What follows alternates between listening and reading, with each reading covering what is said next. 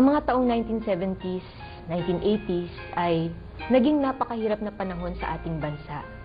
Ang Davao noon sa bahaging Mindanao ay kilalang kilala sa tatak na killing fields. Halos araw-araw, pangkaraniwan na ang may pinapatay o namamatay sa engkwentro. At itong kapaligiran na kinamulatan niya ang sumulat ng awitin. At edad 10 taon, ang pamilya niya ay nakatira pa sa tabing dagat.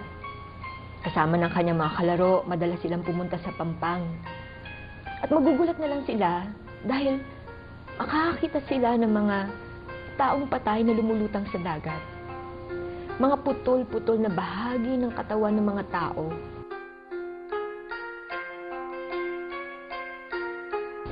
At ito ang naging isa sa mga larawan ng Mindanao sa kanya. Puno ng kaguluhan, puno ng hirap, ang daming sakit sa puso, sobrang galit, ang daming mga tanong.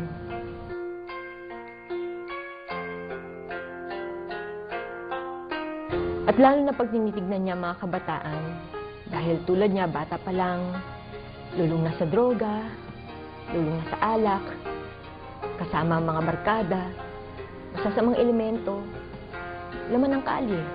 Hanggang sa dumating ang panahon na unti-unting nagbago ang kanyang buhay, ang kanyang pananaw, ang kanyang silip.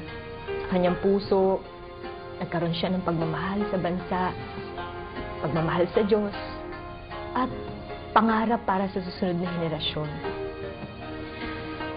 Kasabay nito ay nagkaroon siya ng sobrang pasanin na makalikha ng awitin para sa mga kabataan. Nananalangin siya sa Diyos na nawa ay pagkalooban siya ng awitin na magbibigay ng mensaheng pag-asa para sa ating bansa. February 17, 2009, pagdating niya sa bahay, binuksan niya ang kanyang telebisyon. At nagulat siya dahil sabi niya, sa dami-dami naman ng palabas na pwede niyang mapanood, bakit ito pa? At nakita niya ang mga magsasaka na nagpoprotesta patungkol sa mga lupang kinamkam sa kanila. At bigla niya nalang naalala ang mga Sumilaw farmers na naglakad mula Bukidnon hanggang Manila. Mga magsasaka, babae, anak na magsasaka, umiiyak. Pinararating nila ang kanilang hinaing patungkol sa mga lupa na kinamkam sa kanila. Nakita niya kung paano sila tinitirgas, kung paano sila sinasaktan.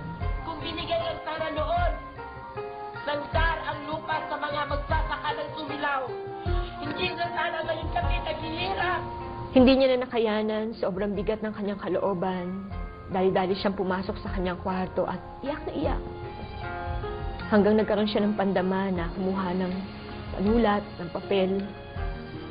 At sa kanyang isipan ay naisalarawan niya ang Pilipinas sa isang babae na umiiyak. Iyak ng iyak. At yun ay pinangalanan niyang Luz Biminda. Doon niya na nasimulang maisulat ang mga unang linya ng awitin. Luz Biminda, huwag ka nang mangamba. Pawiin mo ang lungkot sa iyong mukha. Huwag ka nang lumuha. Ang bukas ay may pag-asang dala. Lalakbayin natin itong gabi. Ang Diyos ay nasa ating tabi.